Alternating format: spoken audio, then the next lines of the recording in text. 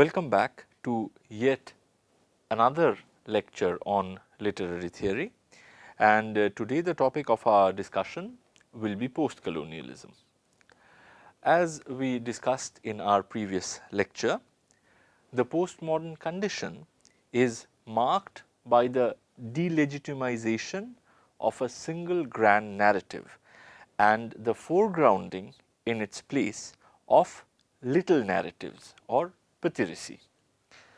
One of the most powerful manifestations of this postmodernist turn is the rise of postcolonial studies within the various departments of English literature the world over from around the 1980s and 1990s, 1980s onwards. As we will see in this lecture as well as the following one, in fact, the main thrust of postcolonial studies has been to undermine and delegitimize the grand narrative of European colonialism, which gained ascendancy especially during the 19th and early 20th century. This is complemented by a sustained attempt by postcolonial scholars to foreground the little narratives of the people who were, and indeed in some cases still are, subjugated by colonialism, either politically or culturally or economically. Today's lecture would try and track the genesis of postcolonialism as a coherent theoretical field by especially focusing on the works of Edward Said. But before we start discussing Said, let us take a look at the various meanings of the term postcolonialism. And I would however like to mention here that this lecture as well as the next one will build upon the 10-hour course on postcolonial literature that I had earlier offered on the NPTEL platform. So, those of you who have already done that course should use my lectures on postcolonialism in this series as a way to refresh your memories of that course and to go over some of the concepts anew that you have already done. And those of you who have not done that 10-hour course on postcolonial literature, my suggestion would be that you will perhaps find some of the topics that I will discuss in these lectures on postcolonialism here in this series on literary theory to be slightly cryptic. So, my suggestion would be that if you want a detailed elaboration of any of these topics, you should go to that 10-hour lecture series which is available online, and you should go to the relevant lectures there in that series where I have discussed everything that I will be talking about here in this lecture and in the next one in a great deal of details. So, first let me come to the term postcolonialism. This term is constituted of two parts. At its root, it has the word colonialism, which is derived from the Latin word colonia, and the term postcolonialism also has another very important component, which is the prefix post. But we will discuss the significance of this prefix later. First, let us focus on the word colonialism. Now, as I just mentioned, the word colonialism derives from the Latin root word colonia, which at the most fundamental level means something like a farmland or a landed estate. But to understand the full significance of this term colonia, we will have to know something about the original context in which this term was used. Now, as you will know from your school level history lessons, the Roman Empire had, for a very long time indeed, an aggressive expansionist policy. And during the first 100 years of the Common Era, the Roman Empire that stretched from the modern day Iraq and the Persian Gulf in the east to the modern day Portugal in the west, and from Egypt and the northern fringes of Africa in the south to England in the north, was in fact constantly expanding. Now, within this expanding Roman Empire, one of the prevalent practices was to reward veteran soldiers of the Roman army with vast stretches of landed estates or colonias, and these landed estates were situated in the newly occupied territory, and this was one of the major form of rewards granted to veteran army soldiers.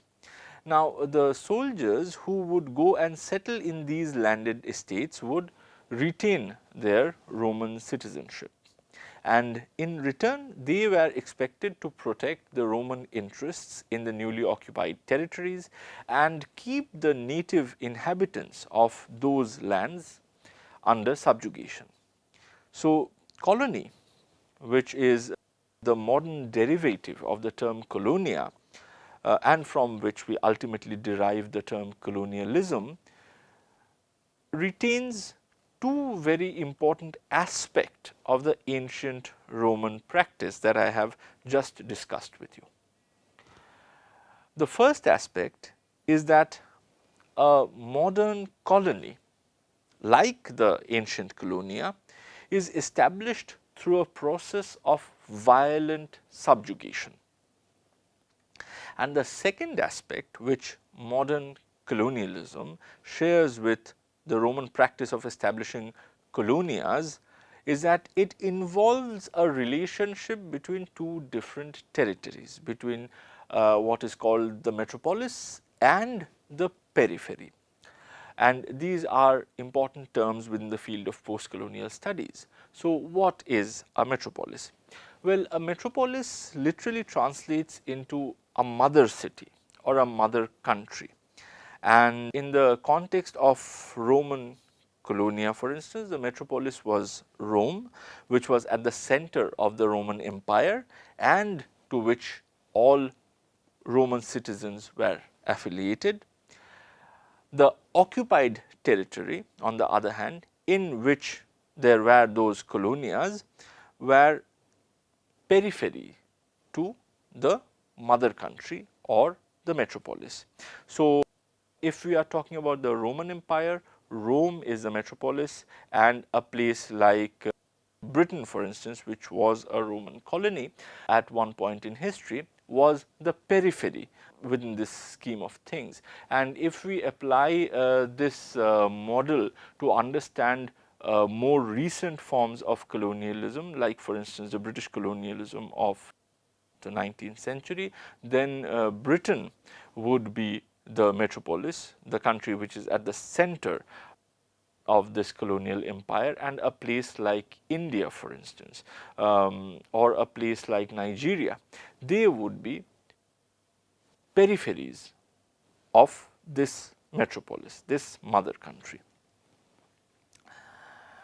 Now, though I have traced back the etymological roots of the word colonialism to the ancient Roman Empire, the modern use of the word colonialism, especially as it is understood within the field of postcolonial studies, is restricted to the forceful subjugation of various countries in the global south by certain European powers roughly from around the 15th century CE. These European powers included a number of nations like Portugal, for instance, Spain, there was Netherlands, but postcolonial studies has actually remained mostly focused on British and French colonialism, which started slightly after the beginning of Spanish colonialism, for instance, or Portuguese colonialism, and which reached its peak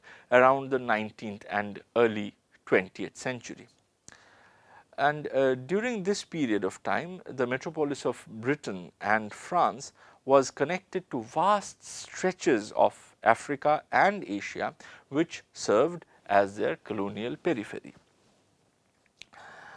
Now, one of the basic characteristic features of this modern colonialism with which post-colonial theory concerns itself is capitalism.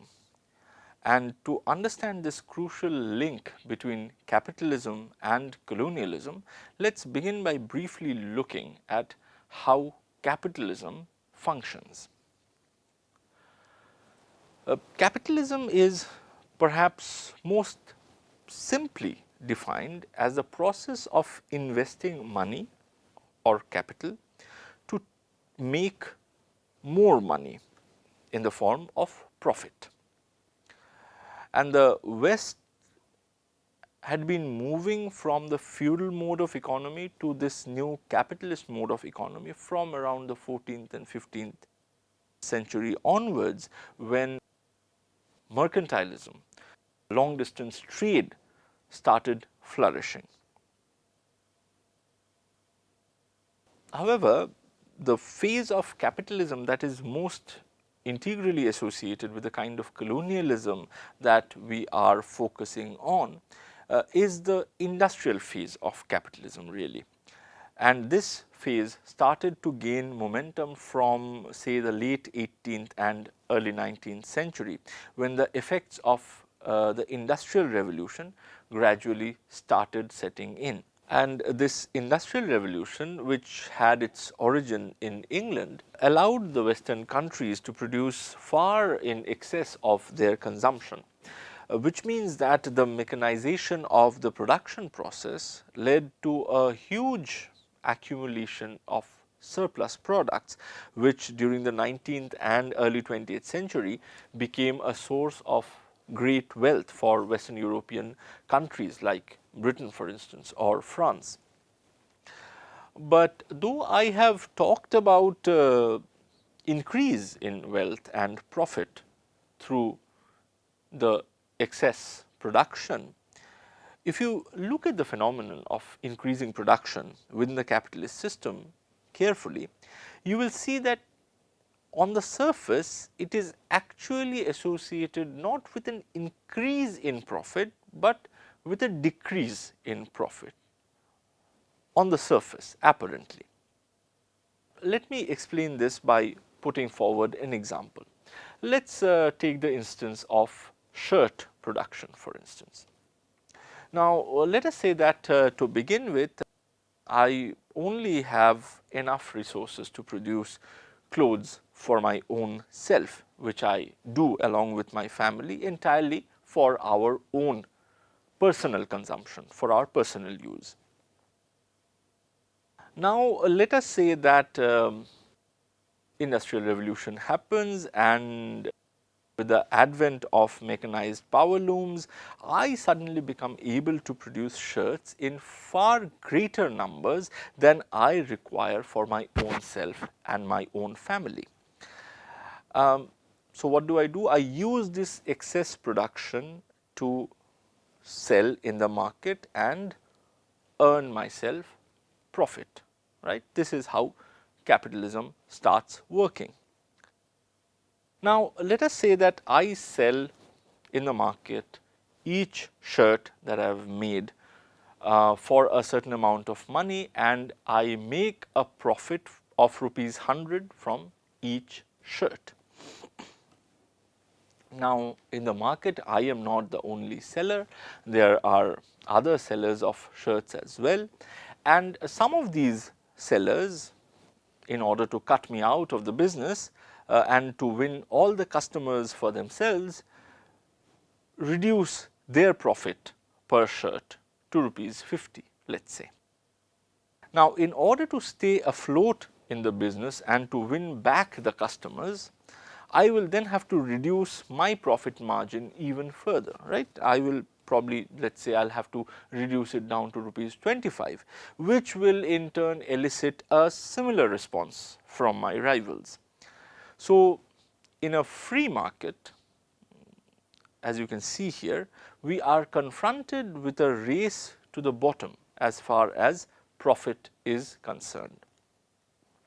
And this is one of the key features of capitalist economy.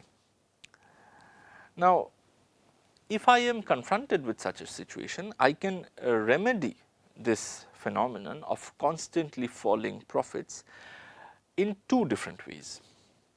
The first way is to decrease the cost of production. So, if I can somehow reduce the cost of the raw materials and of the labor that are required to make the finished product, then I will be again able to increase my profit margin.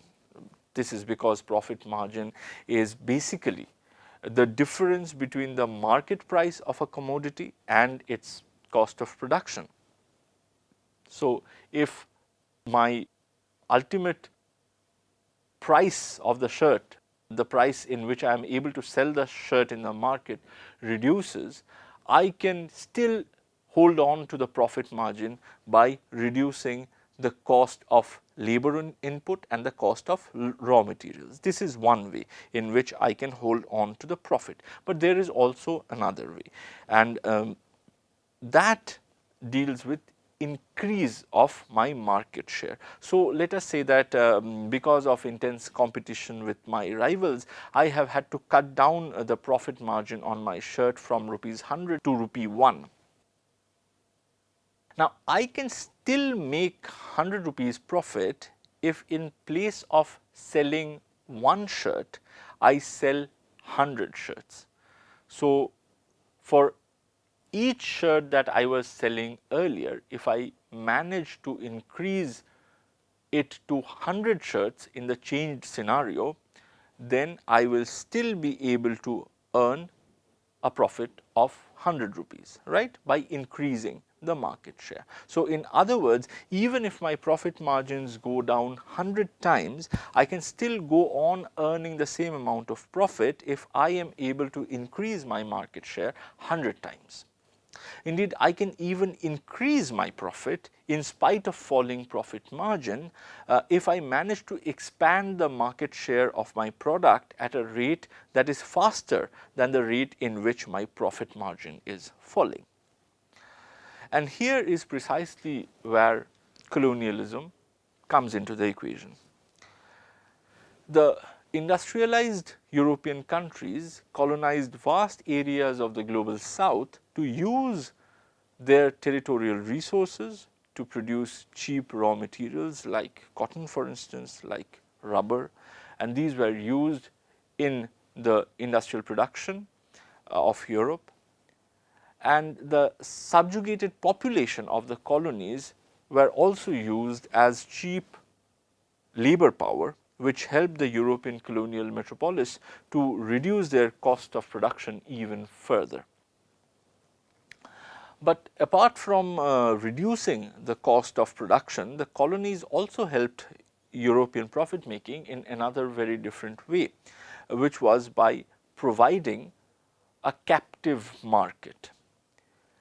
Think of the Indian colonial context, for instance. Not only did we provide cheap raw materials in the form of cotton, in the form of indigo, in the form of opium even, and we also provided cheap workforce in the form of indentured laborers, but we also acted as a captive market for goods produced by the industries in the colonial metropolis, right. For instance, we were the market for the textile industry, for instance, which was flourishing in places like Manchester.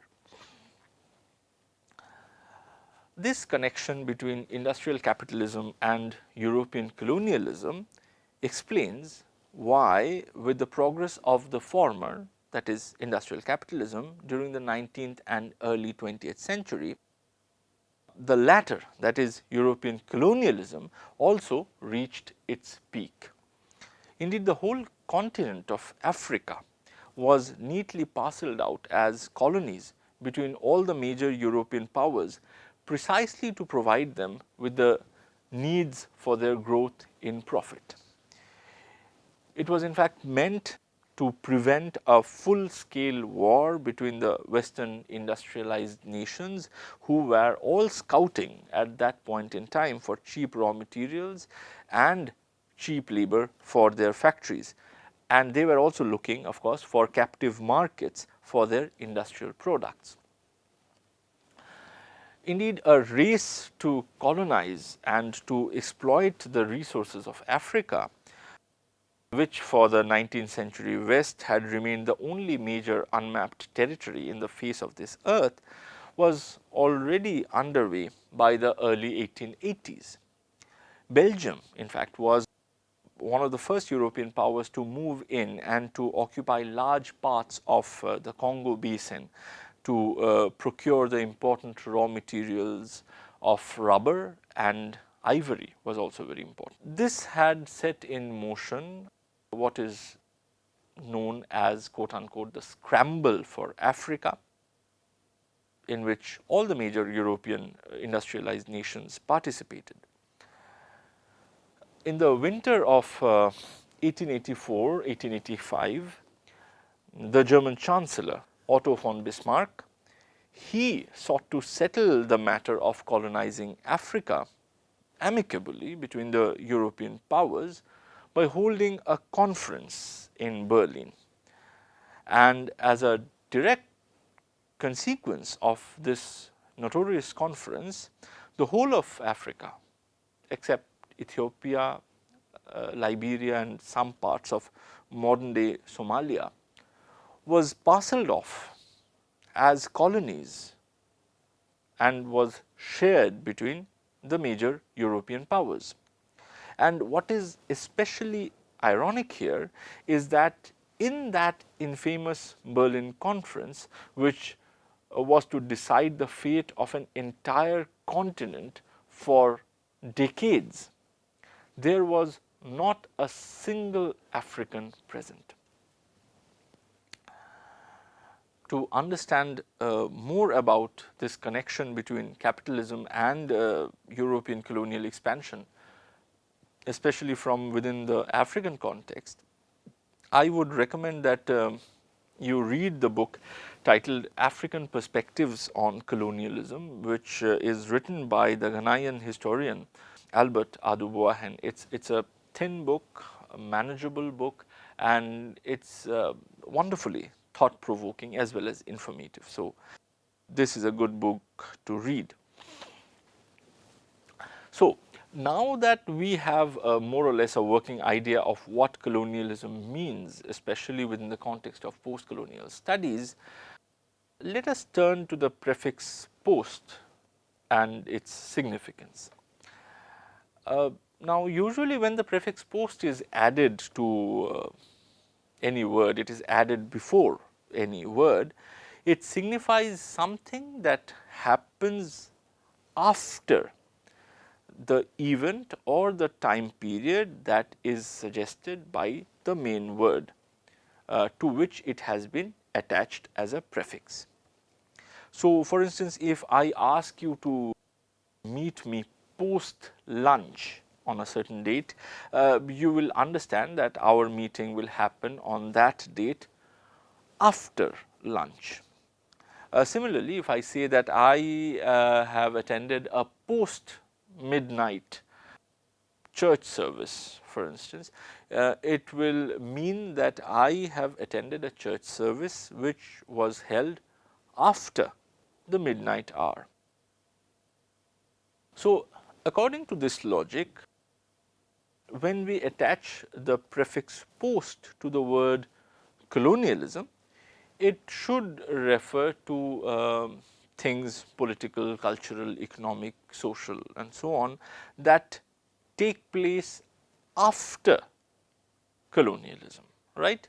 But here we need to be slightly careful, because within the field of post-colonial studies, after colonialism does not mean after the end of colonialism. Rather, it means after the beginning of colonialism. Let us try and understand this statement in some more detail. Colonialism as a process works on the colonized as well as on the colonizing countries in a number of different ways, and I think this is pretty obvious to all of us. This is why it is difficult, if not impossible, to mention a specific ending when all of these impacts, all of these connections that are generated through colonialism comes to an end simultaneously. Think about the Indian context, for example. What happened on the 15th of August 1947 was only one aspect of British colonialism coming to an end in the subcontinent. In other words, on that date, 15th August 1947, India ceased to be politically governed by the British monarch and the British Parliament. But India's engagement with several other colonial legacies continued even after that, and in fact is still continuing to this day, be it for instance in the field of cultural engagements, be it in the field of economic engagements, and so on and so forth. Even the political decoupling between India and British colonialism was only partially achieved on 15th August 1947, and this we can understand very easily if you notice that we still use the parliamentary form of democracy, which is very much a part of our colonial legacy. So, as you can see, we really cannot have a definitive date on which European colonialism ends, and this definitive date is neither possible in the Indian context nor is it possible in the context of the global south. This is why post-colonialism, at least within the field of study that bears its name, is understood as a sum total of all the various social, political, economic and cultural changes that are brought about following the first impact of colonialism. So, post-colonialism starts not with the end of colonialism, but rather with the beginning of colonialism. And if we are focused on the context of British colonialism in India, for instance, then this post-colonialism does not begin in 1947, but rather it can be traced back at least as far back as early 18th century, when the then Mughal Emperor Farrukh Shah granted through his Farman or official order in 1717 duty-free trading rights in the province of Bengal to the British East India Company. Well, now that we have explored the term post-colonialism in depth, let us try and see what constitutes post-colonial theory per se. And we will discuss this topic with reference to the works of three iconic figures in the field of post-colonial theory. And in fact, they are often regarded as the holy trinity of post-colonialism. And here, the three figures that I am talking about are Edward Said, Homi Bhabha and Gayatri Chakraborty Spivak. So, today we will start with Said and his seminal text Orientalism, whose publication in a way inaugurated the field of post-colonial theory. But here I must mention that there is a figure who predates Edward Said and his pioneering text, and who is today considered to be one of the key figures within post-colonial theory.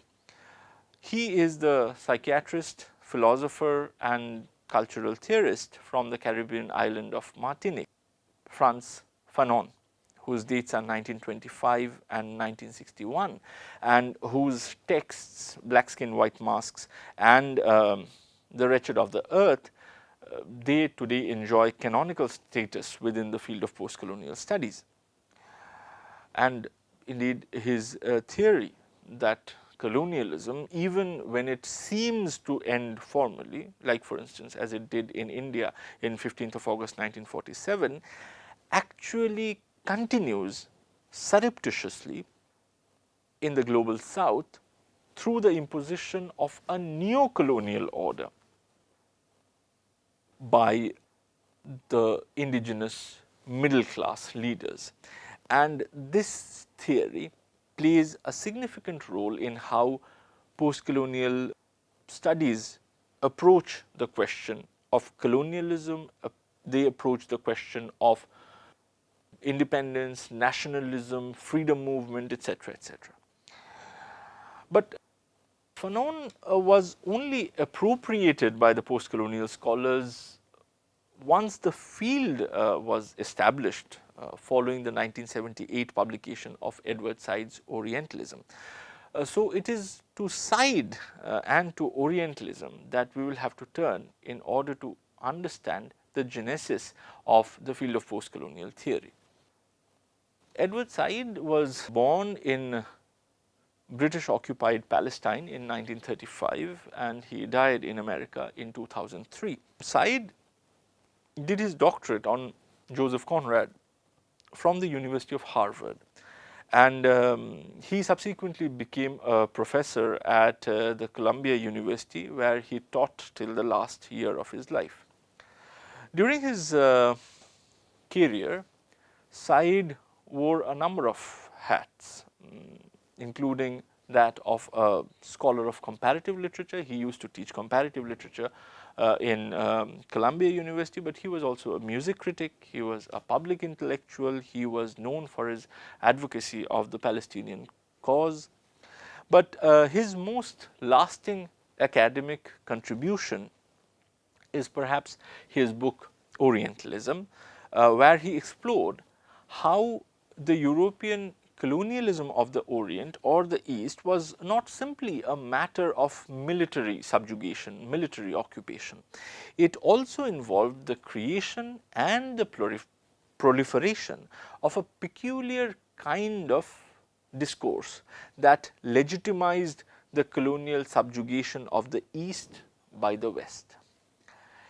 It is this discourse and the ways in which it gets generated and circulated that Edward Said refers to as Orientalism. So, according to Said, Orientalism has three different aspects. The first aspect is that of Orientalism as a way of thinking about the Orient, as a way of talking about the Orient, and by Orient I mean East. By whom? Well, by the Occident or the West. So, in its first aspect, Orientalism is a peculiar kind of way in which the West or the Occident has traditionally thought about and spoken about the Orient, the East. The second aspect of Orientalism is that it is an academic discipline. And the third aspect is that of Orientalism as a corporate institution for dealing with the Orient. So, let us discuss these three aspects one by one. According to Said, the Western tradition of thinking about the Orient as a single entity with a homogeneous characteristic feature can be traced as far back as the Greek tragedies of the 5th century BCE. And in this tradition, which starts from those Greek literature, we find Orient being depicted not just as a landmass, but as an other to the European self. In this imaginative geography represented by Orientalism as a peculiar way of thinking about the Orient is presented as the exact opposite of all the qualities which the West consciously cultivates as part of its cultural self-fashioning. Thus, if the West considers itself to be characterized by a culture of masculinity, then the Orient, by contrast, assumes a feminine entity in this imaginative geography. If the Occident likes to think of itself in terms of mature adulthood, then the Orient becomes for them a representative of childish immaturity. If the Occident considers itself to be at the pinnacle of civilization, then of course the Orient comes to represent the depths of barbarism and moral and cultural depravity. Now, Said argues that this peculiar way of thinking and talking about the Orient as simultaneously foreign, loathsome, and yet excitingly exotic gained a special significance during the heydays of European colonialism and provided a template for formulating a discourse about the subjugation of the East by the West. In this later phase, Orientalism emerged as an academic discipline which built upon the millennia old Western prejudices about the Orient under the garb of objective scientific knowledge gathering.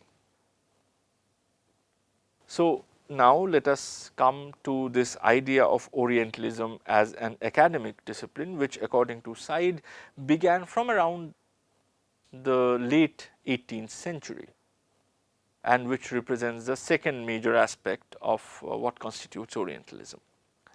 So, in 1798 something happened, something very important.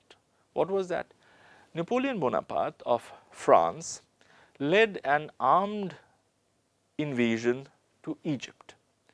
And according to Said, this was a major turning point in the history of the relationship between Orient and the Occident and the history of the colonial subjugation of the East by the West.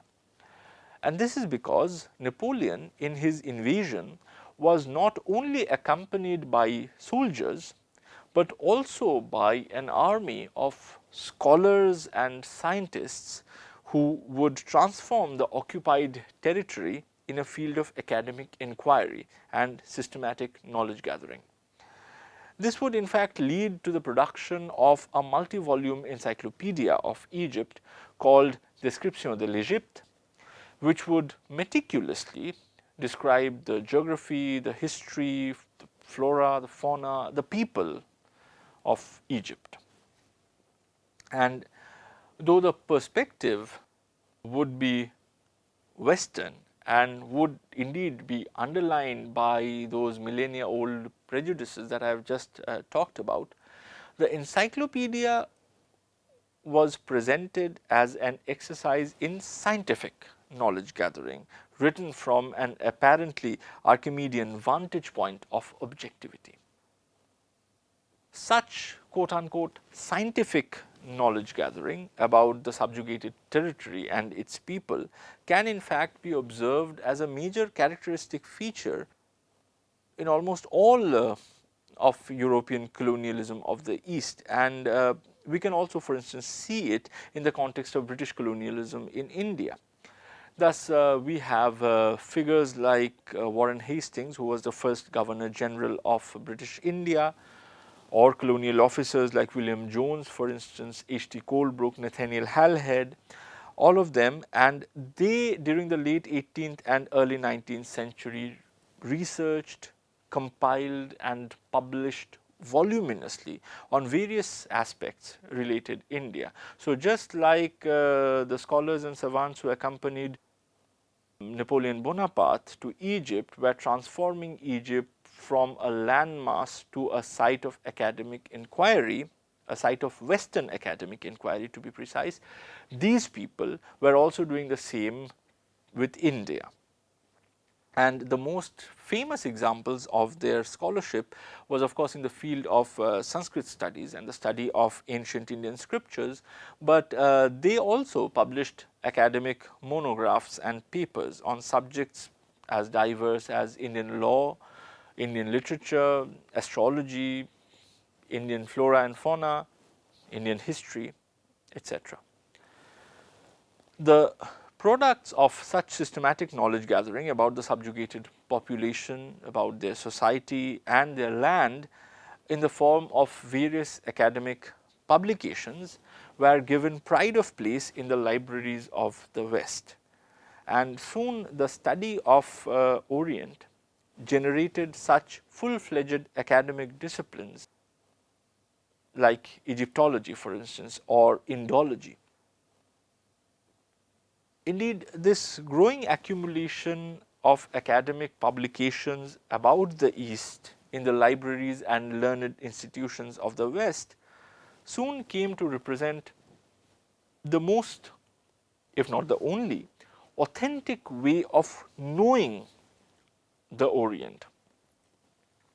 In fact, this conviction became so deep-rooted by the first few decades of the 19th century that someone like James Mill, the British philosopher, but also someone who was associated with the East India Company, British East India Company, could write these lines in the preface to his multi-volume history of British India, and I quote, "This writer has never been in India and has a very slight and elementary acquaintance with any of the languages of the East. Yet, it appeared to me that a sufficient stock of information was now collected in the languages of Europe to enable the inquirer to ascertain every important point in the history of India." The sheer audacity here is mind-boggling. He is saying that for an inquirer like him, it is possible to ascertain every important point about India without even visiting India or its people for a single day. According to him, everything is already available in the form of academic publications. Such knowledge gathering about the Orient deeply influenced how Orient was governed by the colonial authority. And this brings us to the third aspect of Orientalism, which is Orientalism as corporate institution. Now, as you will know from our earlier lectures on Foucault, Althusser and Gramsci, that subjugation is exercised not merely through brute force, but also through several institutions through which power is wielded indirectly.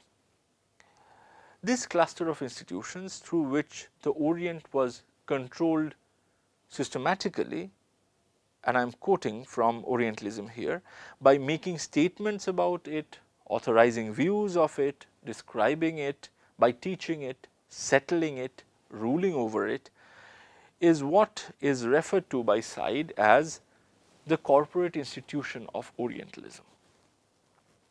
And as I have just stated, the way this corporate institution functioned and wielded its administrative power was heavily determined by the biased view of the East, which by the late 18th and early 19th century had come to be translated into respectable form of academic knowledge.